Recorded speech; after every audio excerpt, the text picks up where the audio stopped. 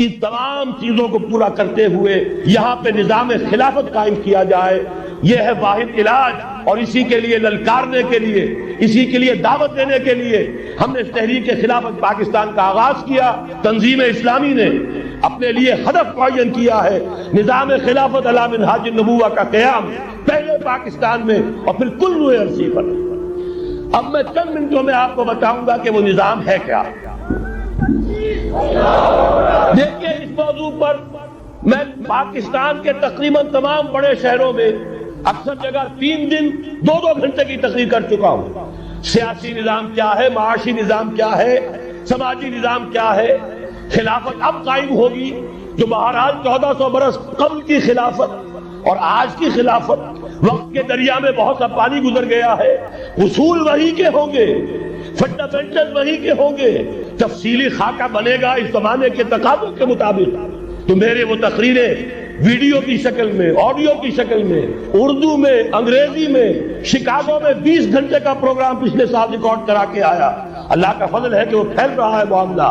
اب مغرب میں اذان خلافت بلند ہو رہی ہے، اس کا تذکرہ میں بعد میں کروں گا۔ بہرحال وہ تو تفصیلی بات ہے، یہاں میں چند منٹوں میں صرف الجبرا کے اصولوں کی طرح چند باتیں بتا رہا ہوں۔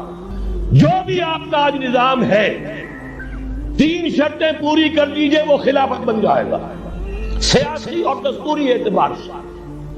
نمبر 1، حاکمیت اللہ، اور اللہ کا شکر ہے یہ ہم کر چکے۔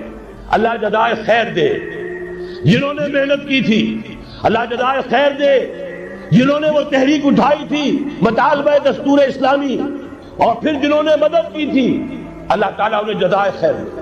بہرحال وہ اب ہمارے دستور کا حصہ ہے، حاکمیت اللہ۔ البتہ اگلا قدم ہم آج تک نہیں اٹھا سکے، اس حاکمیت کا ظہور کیسے ہوگا؟ آپ کے دستور میں یہ طے کر دیا جائے کتاب و سنت ہر شے سے بالا تر ہے، دستور سے بھی بالا، عدالتی قوانین سے بالا، پارلیمنٹ سے بالا، سینٹ سے بالا، صدر سے بالا، سپریم کورٹ سے بالا، ہائی کورٹ سے بالا، ہر شے سے بالا کتاب و سنت۔ جب تک یہ نہیں ہوتا، قرارداد مقاصد کی حیثیت ایسی ہے کہ جیسے آپ سینما ہال کے اوپر آگے جو ہے قرآن مجید کا کوئی کٹوا لگا دے، اس کے سوا کچھ نہیں۔ یہ بھی غنیمت ہے کہ قرارداد مقاصد پاس ہوئی، اصل شرط یہ ہے کتاب و سنت کی ٹوٹل بالادستی۔ اور یہ بڑی کڑوی گولی ہے، عوامی تحریک جب تک نہیں چلے گی، لوگ جب تک اپنی خون کی ندیاں نہیں بہا دیں گے، یہ کڑوی گولی حلق سے اترنے والی نہیں۔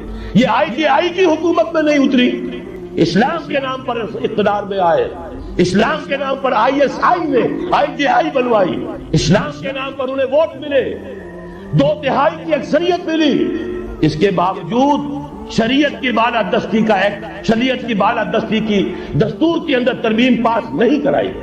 معلوم ہوا اوپر زبردست کا ٹھیکہ ہے، امریکہ کے سب پرستار ہیں، سب ڈرتے ہیں، سب کے لیے سب کو نظر آتا ہے بالآخر جو ہے اسی کے پاس جانا ہوگا، چاہے وہ نواز شریف ہو اور چاہے وہ بے نظیر ہو۔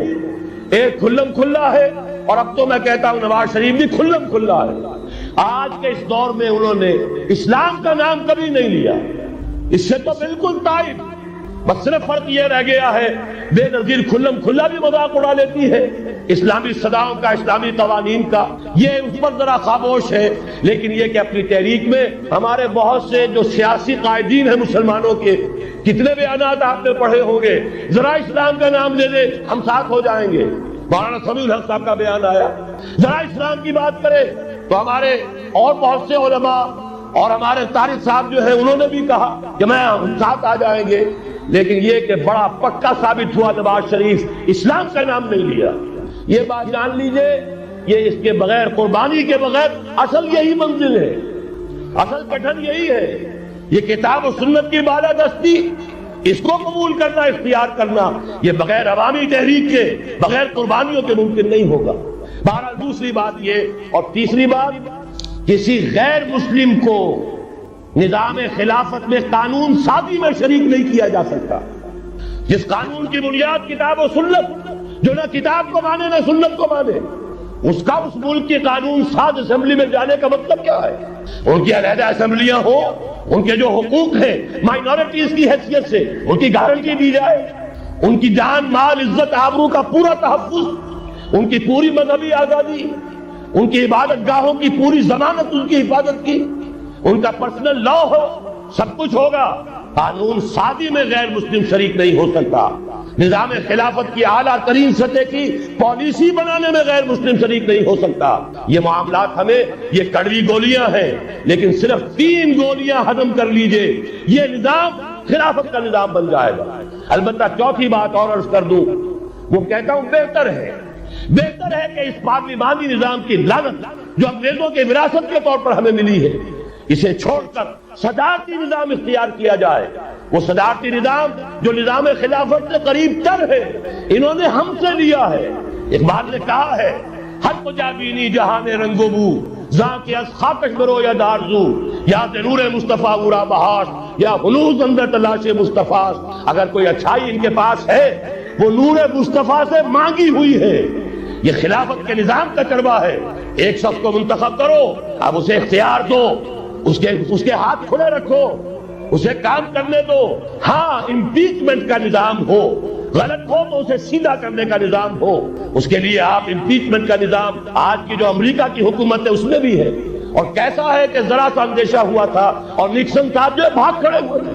تو میرے نزدیک صدارتی نظام اور چھوٹے صوبے، یہ بڑے بڑے صوبوں کی ضرورت نہیں ہے، چھوٹے صوبے ہوں، لوگوں کو سہولتیں ہوں، ہر علاقے کے لوگوں کو معلوم ہو کہ ہمارے معاملات ہمارے اپنے ہاتھ میں ہیں، ان کے اندر کوئی احساس جو ہے محرومی کا پیدا نہ ہونے پائے، اس لیے کہ وہی چیز ہے جو سیاہی گھول دیتی ہے۔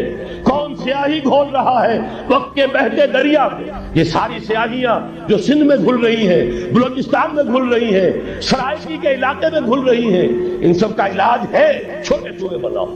لیکن یہ چیزیں خلافت کی شرائط میں سے نہیں ہیں۔ بہتر بات ہے، دنیاوی اعتبار سے بہتر بات ہے، انتظامی اعتبار سے بہتر بات ہے۔ باقی اصل شرائط 3: اللہ کی حاکمیت کا اقرار جو قرارداد مقاصد میں بالفعل ہے، کتاب اور سنت کی ٹوٹل بالادستی، سپریم کورٹ کو اختیار دیجئے، وہاں جا کر کوئی بھی شہری پاکستان کا کوئی بھی عالم دین اگر ثابت کر دے فلاں قانون، فلاں ہدایت، فلاں انسٹرکشن، فلاں کوئی حکم جو دیا گیا ہے کتاب و سنت کے منافی ہے، فوراً قلعدم ہوگا۔ اور تیسری بات، غیر مسلم پروٹیکٹڈ مائنورٹی ہوں گے، ان کی جان مال عزت آبرو کی حفاظت ہوگی، لیکن یہ کہ وہ برابر کے قانون سازی کے حق میں شریک نہیں ہو سکتے، اس لیے کہ یہاں کتاب و سنت منبع ہے قانون کا جس کو وہ تسلیم نہیں کرتے۔